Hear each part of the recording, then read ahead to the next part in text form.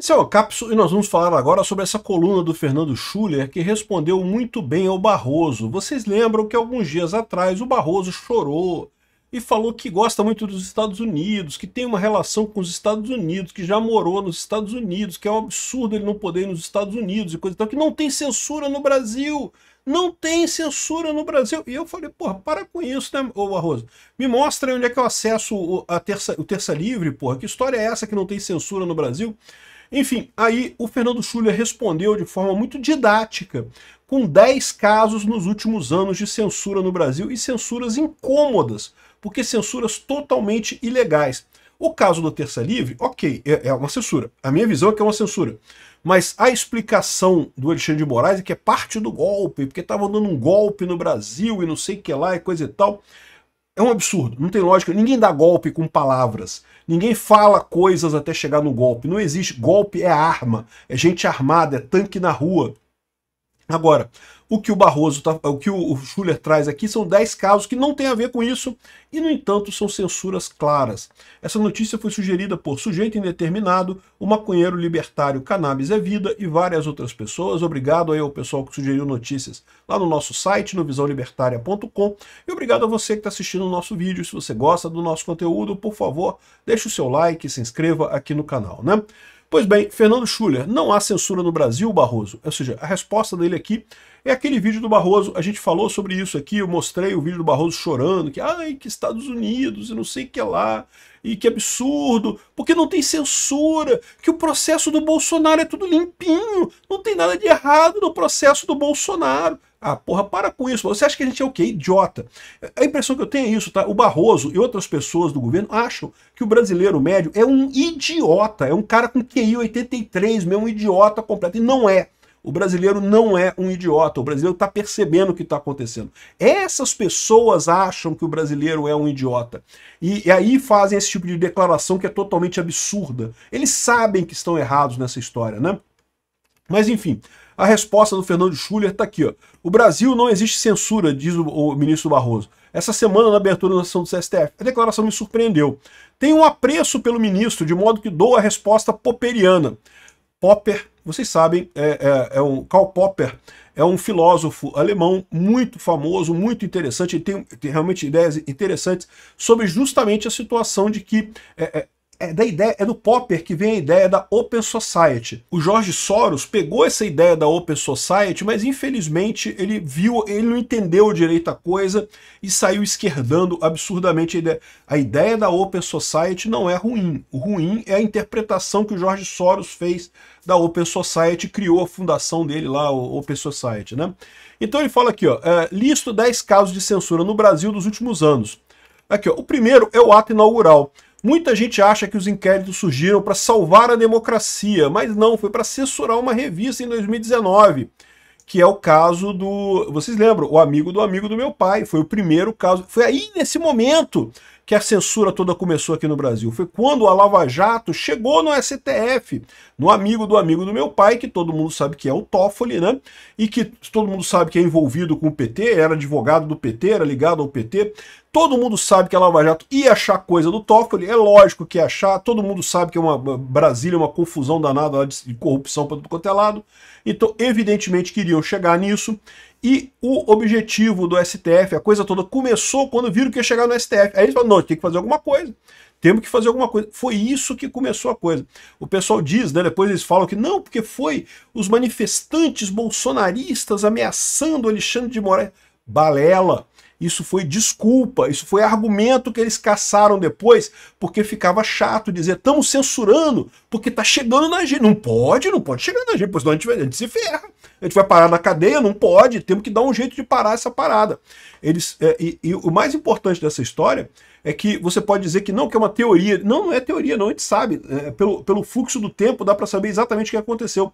E lá fora já tem várias colunas, inclusive no Washington Post, falando sobre exatamente isso, a censura no Brasil, o inquérito das fake news, a perseguição contra Bolsonaro, tudo isso começou exatamente quando a Lava Jato chegou no Supremo, chegou no STF, e ia pegar o pessoal, ia pegar o Gilmar Mendes. O Gilmar Mendes mandou abortar uma investigação sobre a FGV.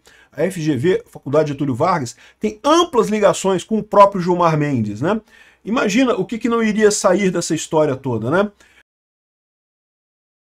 Aí, depois vem o caso do PCO, um tweet que quase ninguém leu, um ataque ao STF, quem sabe em nome da justiça soviética. E o minúsculo Partido Comunista foi apagado. O PCO é o Partido da Causa Operária, é um partido esquerdista. Eu não tenho nenhuma amizade com o PCO, não compartilho os ideais do PCO, mas verdade seja dita, nessa questão da liberdade de expressão, o PCO está absolutamente certo. E foi justamente por isso, foi perseguido pelo STF, né? O terceiro é o professor Marco Sintra, um tweet elegante sobre o resultado de algumas urnas. Nenhum ódio, apenas o direito de questionar alguma coisa na internet. Marco Sintra é um professor que questionou a questão das urnas eletrônicas. E eu sempre deixei claro aqui, eu não vi nada de errado na eleição de 2022 em termos de urna eletrônica, mas as pessoas têm o direito de questionar. É lógico que tem.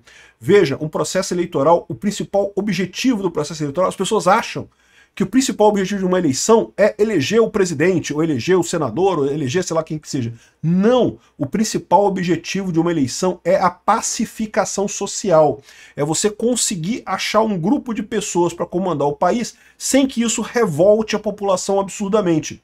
E como é que se faz isso? Exatamente, o mecanismo que tem é você ter a votação, né? Porque você, por mais que você tenha o seu candidato tenha sido preterido, a pessoa que ganhou a eleição seja uma pessoa que você não gosta, mas foi a votação, você vê que teve um mecanismo ali, todo mundo votou e coisa e tal. O objetivo é isso, é a pacificação. Como que você tem pacificação se as pessoas são punidas por meramente perguntar, e aí, peraí, o que aconteceu aqui? O que é esse negócio aqui? Veja, não quer dizer que a pessoa esteja certa, ela pode estar errada, ela pode estar questionando uma coisa que é errada, mas é direito dela questionar. Se você não pode questionar o processo eleitoral, o seu processo eleitoral não serve pra porra nenhuma, não serve pra nada, porque não está pacificando a sociedade, está ao contrário, insuflando a sociedade. O Alexandre de Moraes acha que ele deu a resposta para o pessoal que questiona a eleição no Brasil. Porque sempre teve questionamento de urna no Brasil, né? Sempre teve críticas à urna no Brasil. O Alexandre de Moraes acha que não. Agora eu respondi. Quem questionar a urna agora vai pra cadeia. É cadê golpe? E ao contrário, ele destruiu o processo eleitoral no Brasil. Porque nunca mais o pessoal vai confiar no processo eleitoral brasileiro. Não porque tinha evidência de urna, porque se... Em 2014 teve a eleição do que o Aécio perdeu para Dilma, e o Aécio questionou. E o TSE abriu o processo e respondeu o processo. E é assim que tem que funcionar. Porque, de novo, o grande objetivo de uma eleição não é eleger A ou B. O grande objetivo da eleição é pacificar o país. É que a pessoa ganhe ou perca, mas todo mundo fique confortável de que, bom, escolhemos, ok, foi uma merda, escolhemos o pinguço corrupto do Lula, mas foi de uma eleição de uma forma honesta, né? Ele ganhou, conseguiu conquistar a maior parte das pessoas. O Alexandre de Moraes não conseguiu. Ao contrário, ele impediu que isso acontecesse ao usar um mecanismo autoritário. É coisa típica de gente burra, de achar que usar força resolve esse tipo de situação. Não resolve, piora a situação, né? Enfim, o Marco Sintra tá longe de ser bolsonarista radical. Fez um questionamento da urna, não pode. Né? O próximo é o deputado Homero Marchese, a gente falou sobre esse caso também. O cara que, aliás, tem mais documentação agora, com a informação da Vaza Toga, do Eduardo Tagliaferro, mostra que a censura a ele foi objeto de um erro do pessoal lá do TSE, né?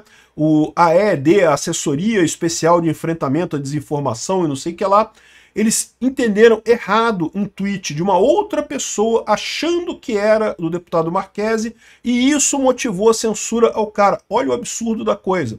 Né? E isso hoje está tudo comprovado. Né? E, no entanto, o cara foi censurado. E quando ele entrou na justiça para exigir reparação, qualquer pessoa que é processada de forma indevida por erro judicial, ela tem o direito de exigir reparação. De novo, faz parte do Estado Democrático de Direito. O que aconteceu? O juiz, na primeira instância, deu o direito a ele. Não, é verdade, você tem direito à reparação, tem direito à indenização. O Alexandre de Moraes colocou o juiz em uma auditoria do CNJ e proibiu o juiz e sobrepôs a decisão do juiz. Cara, uma coisa absurda. Tipo, quem manda nesse país eco aqui de merda sou eu. Eu sou o único juiz nesse país. Eu que decido tudo. uma coisa que não tem sentido algum do ponto de vista jurídico ou do direito, né? O Homero Marchese divulgou um protesto em Nova York, ele estava no Paraná, mas foi censurado, foi proibido, não sei o que lá. A sua indenização foi anulada e o juiz que concedeu essa indenização foi investigado. Curioso caso de uma democracia que não existe censura. Que história é essa, pô? Ficou provado que a censura ao cara foi errada. E o juiz que comprovou isso, que mostrou lá nos autos, não pode, o juiz foi investigado. Olha a situação, o absurdo que está sendo criado por esse STF, né? Aí depois veio a turma do WhatsApp, um grupo privado, o caso dos empresários lá, né? Um sujeito diz que prefere uma ditadura à eleição de um deputado. Bobagem, mas não é crime. Né? Os demais, nada. Um deles, o Luciano Hang, 2 anos de censura por dizer coisa nenhuma. E é verdade, o Luciano Hang, ele estava nesse grupo, mas ele não disse nada sobre essa relação, essa mensagem. Agora, imagina o pesadelo que é isso, meu amigo. Quantos grupos de WhatsApp você tá? Eu não sei, não conheço você. Mas eu tô num monte de grupo e o pessoal me bota lá. E a maior parte desses grupos, eu não participo, eu muto tudo lá, né, boto tudo em mute lá, porque eu nem teria condições de participar desses grupos todos, mas o pessoal quer me ver lá, sei lá por quê, aí eu fico nesses grupos todos, aí vai que alguém fala alguma coisa nesse grupo, eu sou culpado, eu não tava lá, não disse nada, eu não falei nada sobre esse negócio, né? Pegaram o Luciano Hang numa dessa. Isso é uma censura absurda. Na verdade, pegaram ele por quê? Porque teve a reportagem em 2018 da Patrícia Campos Melo, do Estadão, acusando, não porque existe uma grande disparo em massa de WhatsApp financiado pelo Luciano Hang, ela tirou isso, não sei de onde que ela tirou essa história, porque não tem nada, nenhuma base na realidade. O STF, a Polícia Federal, investigou isso a fundo, não chegou a porra nenhuma, nenhuma evidência de nada, mas ficou essa ideia de que o Luciano Hang financia o Bolsonaro, né? E no final das contas não acharam nada. Calaram o Luciano Hang por isso. Porque foi por isso. Pelo grupo não foi. Ele estava no grupo, mas ele não falou nada. Que história é essa, né? Aqui, ó. A lista segue com o Monark, o primeiro censurado por achar que um partido nazista deveria ter direito à expressão. E, de novo, eu falei para vocês, do jeito que o Monark falou, foi um jeito errado que ele mencionou a coisa, ele pode ter sido. Mas, cara, as pessoas acusaram o Monark de ser nazista. Em momento algum ele defendeu o nazismo. Um absurdo completo que fizeram com o Monark. Princípio elementar da primeira emenda americana, que era exatamente o ponto do Monark. Ele estava elogiando lá nos Estados Unidos, que nos Estados Unidos pode ter. Né? Por quê? Porque os Estados Unidos fazem a decisão correta de que é melhor você ter discussões incômodas do que você calar a pessoa e essas discussões acontecerem no submundo. É melhor deixar o nazista falar e você, aquele cara lá é nazista, ele tá falando merda. Melhor me afastar desse cara. É melhor isso do que você deixar esses caras falando no submundo e você tá tendo contato com pessoas desse tipo e nem fica sabendo o que elas são. Por quê? Porque o cara é censurado, ele não pode falar nada. Crime foi censurado e ainda uma segunda vez por críticas ao STF. O pior do Monark foi também, de novo, quando ele criticou as urnas eletrônicas. Parece que ele chamou aquele Fernando Serimedo, alguma coisa assim, ou discutiu o relatório do Fernando Serimedo, que, de novo, mais uma vez, eu fiz um vídeo já na época falando que aquele relatório dele só mostra números estranhos. Número estranho tem em qualquer eleição. Aliás, qualquer grande quantidade de números estatisticamente gerados tem números estranhos no meio. Ele não provou absolutamente nada de nada com aquele negócio que teve fraude. Não vi nenhuma fraude. Se você quiser ver o meu vídeo em que eu explico os vários questionamentos que o pessoal fez, é lá no meu canal Safe Source, que é meu canal de segurança da informação. Eu fiz um vídeo de 2 horas, falando sobre cada tema daquele ali, explicando por que não é fraude. Mas, de novo, o pessoal tem o direito de questionar. É importante que as pessoas tenham o direito de questionar, porque eleição não é um mecanismo para parir candidato ganhador. Eleição é um mecanismo de pacificação social. Enfim, depois censuraram um documentário sobre o atentado ao Bolsonaro. Indiciou o deputado Marcel Van Hatten por uma denúncia de abuso de poder no Tribunal da Câmara. O cara, um deputado, que em tese tem o direito à imunidade parlamentar, foi na tribuna da Câmara e falou sobre o caso lá do Fábio Shor. Não foi censurado, que não pode indiciado, proibido falar e não sei o que lá. Enfim, é realmente impressionante o que ele coloca aqui. Porque repara, que momento algum aqui ele falou de bolsonaristas, de Alan dos Santos, de Oswaldo Eustáquio, de Terça Livre, que também são casos de censura óbvios, né? Mas na cabeça desse pessoal do STF, não, porque esse cara aí, o pessoal tava fazendo golpe, não sei o que lá. Mas pô, que porra de golpe que o Marco Sintra tava fazendo? Que o Marco Sintra é o cara mais centrão do mundo, é o cara PSDB da vida, pô. Não, aonde que esse cara tá fazendo golpe? O Monark, cara, disseram que o Monark tava fazendo golpe. Que história é essa? O Alexandre de Moraes tem que ser muito burro, cara, para achar que calar as pessoas que estão criticando a urna eletrônica vai ajudar a urna eletrônica. Não, essa é decisão porca, é decisão burra, porque mostra justamente que você está com medo de que questione, né?